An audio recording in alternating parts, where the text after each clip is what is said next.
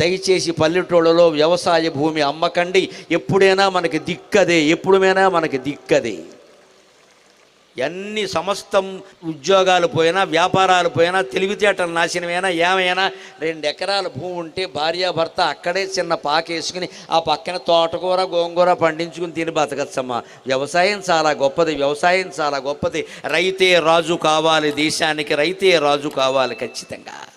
మీ పిల్లలకి జై జవాన్ జై కిసాన్ అనే నిదానాలు పరిచేయండి. వ్యవసాయం చేస్తానంటే చెయ్యనివ్వండి అమ్మా దయచేసి. ఇప్పుడు ఎలా తయారైన మట్టి పిసుకునేవాడికి నేను పిల్లనవను, పీక పిసికేవాడికి ఇస్తావా? ఏం మట్టి పిసుకునేవాడు అంతకంటే భ్రష్టుడా? పీక పిసికేవాడికి ఇస్తారండి. మట్టి పిసికేవాడికి పిల్లన, మట్టి పిసికేవాడు ఏం పాపం చేసాడండి? వారు ఎవరికి పీక పిసకలేదే. చచ్చి చెడి ఆరుగాలం కష్టపడ్డాడు అక్కడ. భూదేవో భూదేవో అనేది సమ్మక్కకి సారలమ్మకి దండం పెట్టుకున్నాడు భూమి కోసం. వాడు మనకు దుర్మార్గుడి కింద కనపడుతున్నాడు, బలహీనుడి కింద కనపడుతున్నాడు. మన బోడు